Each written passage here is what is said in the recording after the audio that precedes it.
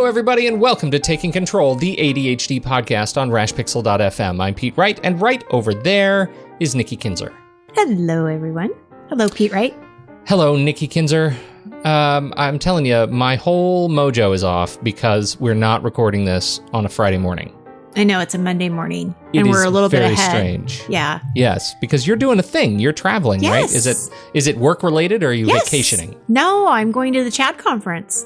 That's coming right up this weekend. It is. It's this week. So let's see. By the time people listen to this, I will have already gone to the CHAD conference. Oh, and you would have already come back. Yes. How was it? It was wonderful. I loved it. You met lots of great people. Hopefully we've got some great new guests on deck. Yes, it's great. Yes, those are wonderful. all my hopes. So I'm hoping to connect with people and get some people to agree to come on our show. Absolutely. Share This their is knowledge. the podcast Time Warp that does exist. And I'm glad everybody else can be a part of that. That's right. That's right. And boy, our new Patreon subscribers especially part of it because they get all the shows that we record early before they actually air. They get them as soon as I'm done editing them. So That's if I right. edit this today, they actually will hear this. Before and I maybe go. they'll even go. Yes, before you Yeah. go. And so look for Nikki. If you are one of our Patreon subscribers and you're going to the chat, when is it? Where is it? It's in Atlanta, Georgia. Oh, it's in Atlanta, right? And it's whatever November, whatever Thursday is. November this weekend. The 8th or 7th or 9th or something. It's the 9th. 9th through the 12th or something like that. Right, That's yeah. right. Mm-hmm. Yep. That's it. So Thursday through Sunday. So Patreon, if you want to learn a lot about ADHD and you're in Atlanta, head over there and look for Nikki. That's right. I'll That's be there. And I'll come back with all this new knowledge and share it. I'm sure I'm going to come up with some different topics for the show. No doubt. Oh, outstanding. Yes. Outstanding. This is always it is a rejuvenating time of year. Yes, So it is. perfect. And great for building the calendar for next year. Hey, we should say, anybody has any questions or thoughts that they want answered on this show, we would love to have your ideas and we'll consider putting them on the calendar and building shows around them. So let us know. Right. Jump on over on Facebook or Twitter. You can reach us at Take Control ADHD on both of those. You could also call us at 503-664-4ADD and get your questions in the queue that way too. We would love to hear from you. And don't forget, 5-star reviews in iTunes and recommendations in your favorite podcast app always help others to discover the show when they need help. And I have been I've been looking at now that Apple has changed it to Apple Podcasts and it's not really iTunes unless you're on a Mac anymore, but if you're on your iPhone, it's Apple Podcasts. And I just want to say, if you go into the Apple Podcast app and you find us in the podcast directory, like in the store, that's what you have to do. You can't just go to your library. It becomes very confusing. So if you're in your library and you go to the show, I'm trying to do this in real time. You're in the podcast app and you go to the show, scroll all the way to the bottom. You will see the ratings and reviews section, and there's usually the top most helpful review is displayed right there. And there's a little button in text that says write a review with a little square and a pencil. That's where you go to write a review. So if you've had trouble finding it, that's where you go. You can update your star rating, add a title and some nice text if you want. You don't have to, but that's where you go. And you can write a review once a year on these things. It resets every year. So if you haven't written a review in a long time, you can go back and do it that way. There you go. So what if you don't have a Mac or you're not on Apple? Does iTunes still not exist? This is new to me. Well, this is what is so interesting. So iTunes on a Mac is still the app, but I think they're getting, honestly, I think they're going to start pulling it apart for, scrap. It's going to be used differently. You no longer download iOS apps in iTunes on a Mac anymore. You used to do that and then sync them to your device. But now you're on your device, you open up the App Store and you download the apps. So if you're not on an iOS device, you don't have Apple Podcasts, and that's okay. The issue with Apple Podcasts is the Apple Podcast directory is the largest podcast directory in the world, and it is the data source for podcasts, for other podcast apps on Android, on other platforms. They all read the directory within Apple's podcast ecosystem to serve up podcasts. That's why we can post our podcast and it shows up in iTunes. But the directory, as soon as a new podcast app comes out, it automatically kind of finds our podcast. We don't have to do a lot of work because it's all reading from iTunes in most cases. So that's why, I say this is all predominantly, iOS users, and I hate that because I know many good people who use the Android, but your podcast app on Android is likely pulling from the Apple Podcast Directory because it is by and large a universal data source. So, that's enough digital talk for today. Yeah. But thank you for those of you who have written in your kind words. We certainly appreciate that. Okay. Today on the show, we were talking about accountability and success. What, in fact, does accountability have to do with your success, particularly when you're living with ADHD? Where did this topic come from? It's so funny when you say that. Like, what's accountability have to do with success? I keep thinking about the Tina Turner song. What's love? Yes, you do. Got to do with it. Oh, Tina, right? Sing it, Tina. Yeah, I'm not going to sing it, but I do think of that song when I think of that question. It's like, well, what does accountability have to do with success? Well, what does love have to do with it, people? I don't know, but where did it come from? I talk about accountability all the time, right? I mean, this is not a new issue that you and I have talked about. But it is something that comes up all the time when I do talk about like organizing space, organizing paper, time management, getting into new routines, getting into new habits. It's like that accountability piece is so important. And recently I did a webinar about how to be successful, how to thrive with your ADHD, and accountability, having a support system. I mean, all of that stuff is really, really important. So what I wanted to talk about today is sort of the different levels of accountability. And how they can kind of work for certain situations. So if you're trying a new habit, that's something where you probably at first is going to want to have a really high level of accountability. So we're going to walk through that today. Okay. All right. You know what? It's funny that you bring that up, and I don't know if this even fits. I've been dealing with this with, my daughter is aging. I have an aging child. Can you believe that? And it makes sense. Well, we are all aging. Yes. One of the things that insufferably, one of the things that we're all dealing with around here is figuring out how to be accountable to the relationships that we have in our lives. And in her case, every morning, like clockwork, she has these two friends who come by the house and knock on the door to walk to school together. And every morning, like clockwork, she is exactly not accountable to the commitment that she makes to be ready on time. And it drives me batty. And I am totally projecting when I see her wandering around without her shoes on and she hasn't taken her vitamins and her backpack's not packed. I mean, she's moving at her pace, not the pace of the commitment that she made. And that to me has been an accountability issue. I don't know if that fits into one of the levels of accountability you're going to talk about. But when I think about it and when I think about my own relationship with, the commitments that I make, I feel like that's something I struggle with because of ADHD. It's interesting because that's kind of taking a different turn from the accountability that I'm talking about. Are you being accountable for your actions? That's something that we probably talk to our teenage kids a lot about, right? Are you accountable for that? Are you taking responsibility for that? And what you're talking about is she has a commitment and she's being relied on, right? I mean, they're relying on her to be ready at a certain time. The accountability that I'm touching base on is more of that support system to actually help you get to where you want to be. So what's happening here is that they're really not holding her accountable because they're not really accountability partners. They're just showing up to go to school with her and she's running behind. So, well, and that's my question actually. And I think that's where it sort of fits is where do I fit as an accountability partner to help her create new behavior? Anyway, let's talk about the levels of accountability and see where that fits. Before I talk about the levels, I just want to be clear again of what this accountability partner means. Like, who are they, so that people understand that. If you haven't followed our show and have heard me talk about it, the point of having an accountability partner is to help you not feel alone in your journey, and whatever it is that you're trying to achieve. It can be very lonely if you're trying to lose weight, if you're trying to exercise more, if you're trying to eat healthier, if you're trying to get out on the door, or get out of the door on time.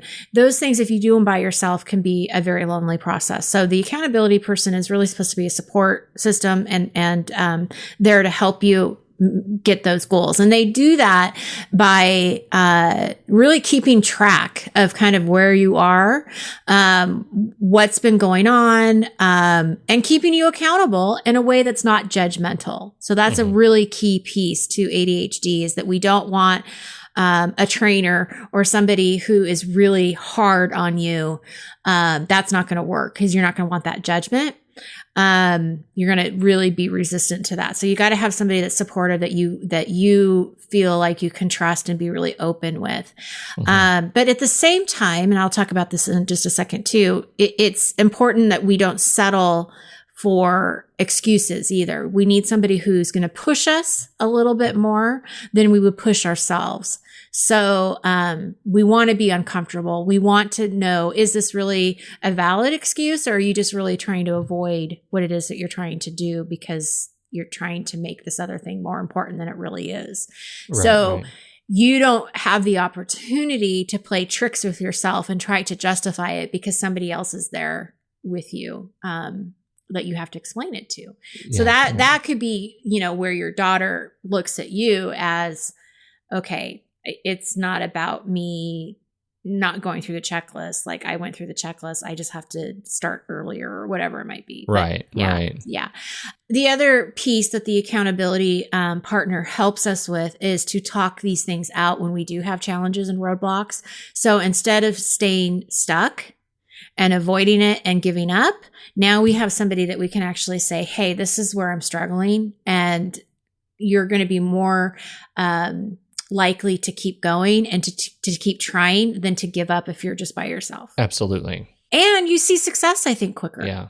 Yeah, totally. Right? Totally. Because you're doing stuff. You're taking action. Yeah. Success magnifies success, and just having somebody else as some sort of partner as an echo chamber for you, can actually serve a very positive function. Okay, so levels of accountability. There's basically 3 levels I'm going to talk about. There's this high level, mid level, and kind of the lowest level of accountability. The highest level of accountability that I see is hiring someone like me, hiring an ADHD coach. And the reason for that are a lot of different reasons. One is you're investing money in the situation. So when you have money on the table, you want to get the service or the value out of it that you're paying for, right? So I know for myself, I just bought, earlier in the year, I bought an online course program that was quite a bit of money. It was a lot of money. And I knew that after I bought it, that I needed to do this. Like, I couldn't just watch the videos and not do it. Like, I really needed to get out of this program what I expected. And it's the same thing with coaching. It's like, if you're going to invest it, you're investing in yourself, you're investing in the process. You really want to be in a place where you can take action. And so that's going to be the highest level. You're going to have regular contact with a coach. So not only are you going to be meeting with them on a weekly basis, you're going to be meeting with them in between sessions too. So you could have that accountability person be checking in every day, if you need them to, because that's what you're paying for them to do, right? So that's part of their job. Coaches are not going to be as emotionally involved in your situation. And so, they're going to look at it at a very different perspective. Not as emotionally involved as you are. Right. Yeah. Right. Because I can see it from a different perspective. Right. I'm not in it. I'm there to support you, but I'm not in it. And so, and when I talk about mid-level, you'll understand more of what I mean by that. This is one of the most interesting things. Like I talk to people who are struggling with ADHD, significant struggles with ADHD, and what comes when you're stuck in the loop of ADHD, these intrusive thoughts and things that like you get into these spirals of just sort of desperation and that there are systems, in your heart of hearts there are systems that could help you get out of it, but you don't know.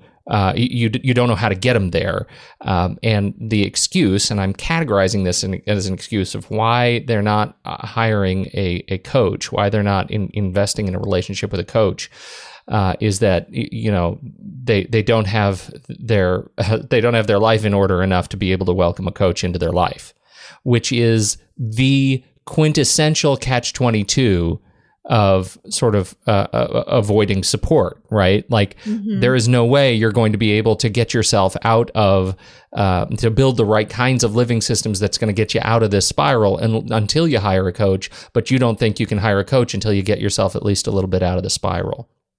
And that, absolutely. It's not true. You want to hire the coach when you're in the spiral. Right. Because that is how you get out of it. The coach is going to get you out of the spiral. Right. That's the bottom line. That's the bottom line. And the coach isn't meant to be there for you forever either. It's not like you're not supposed to be dependent on this person for the rest of your life. It is really at that initial state where you're trying to figure out what systems need to be in place, what habits need to be in place, how do I make this work for me?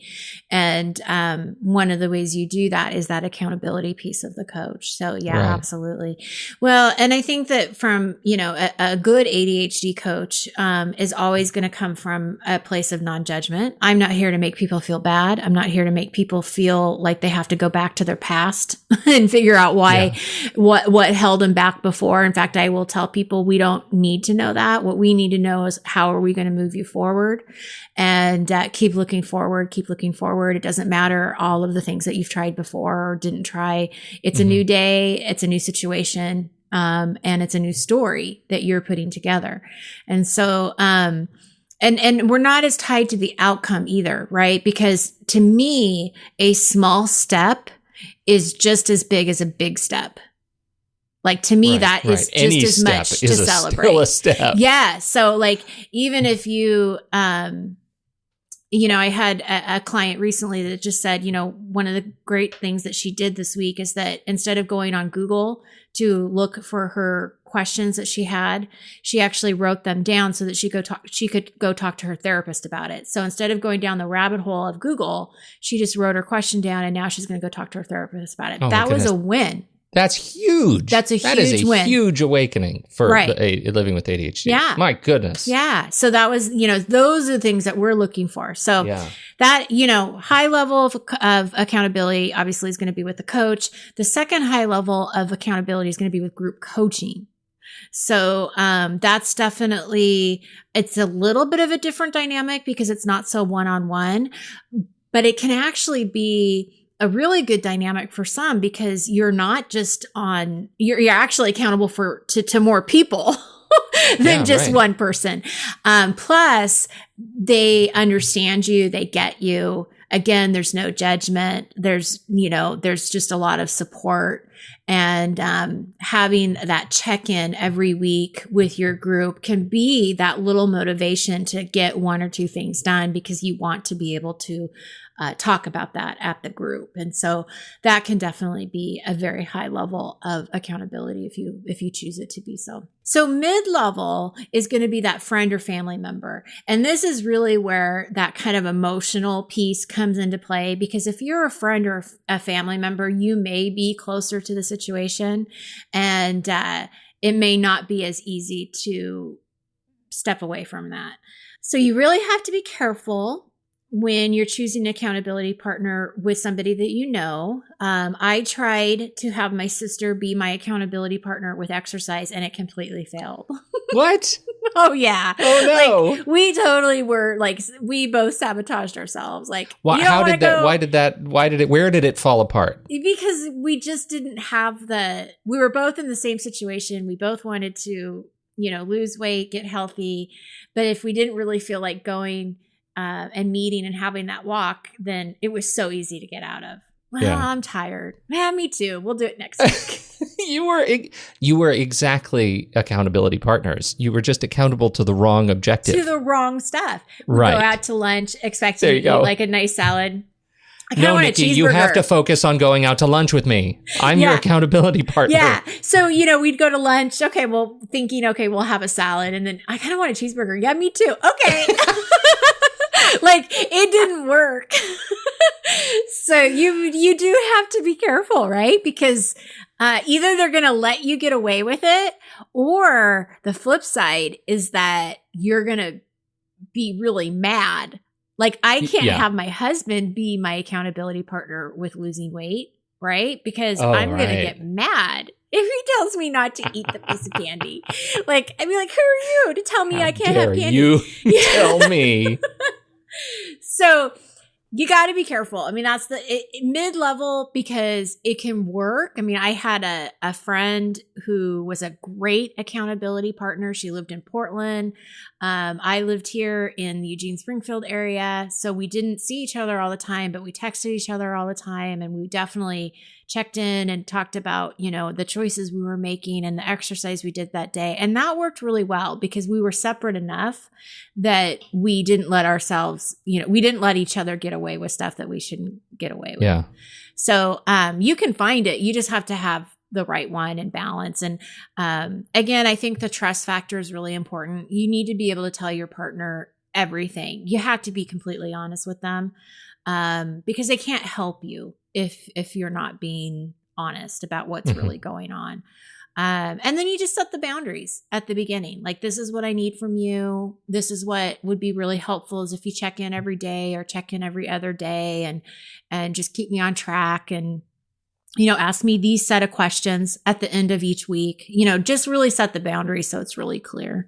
I launched in with this, with the story of my daughter. That's really where it feels like, and it defines why I think I'm a terrible accountability partner, because I'm also a parent. It's just lousy. But, and so for us, it's more like of a role model behavior. How do you role model and not get upset along the way? But all of the warnings that you're talking about, right? And the things that, families get into, the judgmentalism and the, eating more cheeseburgers than you probably should. Like, all of those things kind of fit in the context I'm talking about. Right. Yeah. But there's still room there for you to help her and support her so that she does see how this affects other people. Exactly. And what can she do to, be even just a couple minutes ahead of the game. Yeah. Now, the lowest level of accountability, and this doesn't mean that just because it's a low level means that it doesn't work or that you shouldn't try it.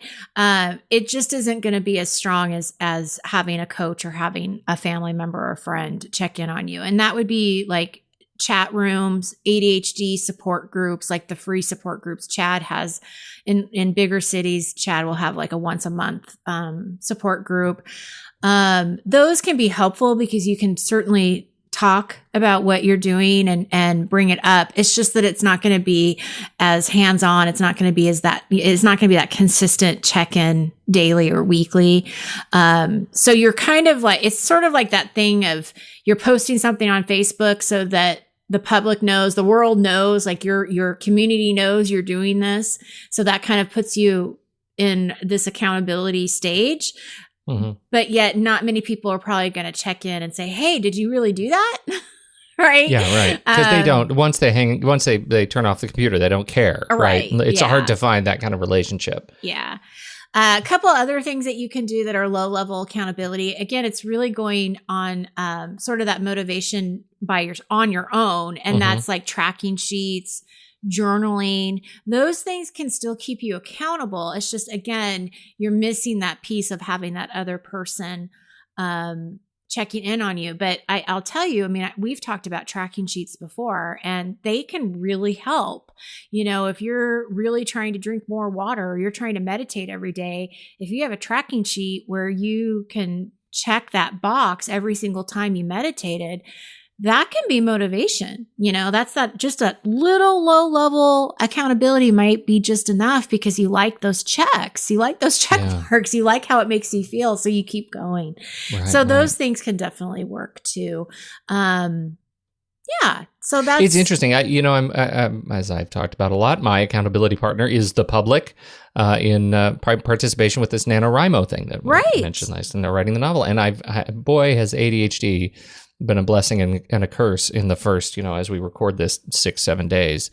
I'm way ahead of the word count. I had a couple little, I'm going to say sort of blackout hyper-focus moments, events where I got way ahead of myself. But there is this wonderful little tracking tool that's on the website, and it's this little graph, and it shows you not only sort of as you update your word count, it shows you what you wrote for the day, and it shows you par, like what you should be writing if you want to end on the 30th. And achieve the goal. And so you can see where you are against par in this fancy little kind of graph. That is so helpful. The thing that I think makes it work so well, and I think the thing that makes let's say my use of, for example, the daily log that we put together here, the thing that makes those things work for me is that I don't try to change my life around using them every single day. Right there. Right. Once I say, okay, I'm going to be the guy who only uses this daily schedule, and that's the only thing I use. As soon as I do that, then it becomes not special, and the impact of it every day is not as strong. But on the days when I am really struggling and I bring that thing out, it is a magic hammer. It just clears the path for me. So using it for a couple of days, the tracking tool for NaNoWriMo, for example, I only use that for a month, and then it's over. The event is over, and then it's special again next year. Like being able to kind of give yourself permission to say, okay, I'm going to measure myself in a new, different way. I'm going to do a different kind of a checklist here as my accountability partner to achieve this goal, and then see what's next. Mm-hmm. But don't beat yourself up when the tracking sheet doesn't work anymore, I guess. Is what I'm trying to say. Yeah, absolutely. So. Yeah. Well, just in closing, just a couple of, remarks to kind of review so people get it. I definitely believe accountability works. I think it can make a huge difference. If you're struggling with something right now, definitely look into your options, because it may be the missing piece that's going to kind of push you over, not the edge necessarily, but push you to that next step over, right? I'm visually seeing that. I think I'd rather you go up a step than over the edge. Right? That's better. Accountability can definitely be very helpful when you're looking at new routines, habits. It can be helpful when you need to start off somewhat on a consistent basis, right? But we've said, and this is what you were kind of even just talking about, Pete, consistency isn't necessarily the measure of your success. The tracking sheet isn't necessarily, you can change that. You can, have different ways to track your success here. We want you to measure your results by, when you do your routine, how do you feel? Is it working? And are you doing it more often than you were before? Those are the things that we're looking at as measurement. Right. And again, just when you do have a partner, be really clear of what you need them to do for you. And, the other thing that I want to talk about too, real quickly, is just now you have somebody to really celebrate your accomplishment with. And I mean, yes, we all want to acknowledge ourselves when we reach a goal, but it's never as fun when you're doing it by yourself. So once you get to do something and you see that you followed through and you did it, I mean, what a great way to be able to celebrate and say thank you to that person for being such a big piece of that.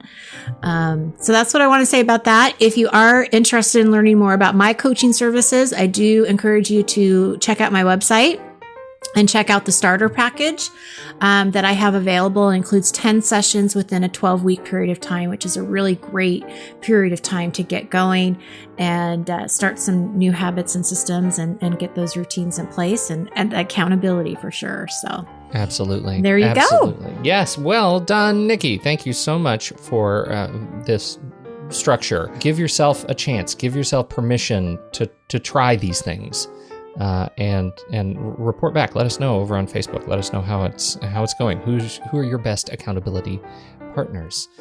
Thank you everybody for your time and attention this week. On behalf of Nikki Kinzer, I'm Pete Wright, and we'll catch you next time right here on Taking Control, the ADHD Podcast.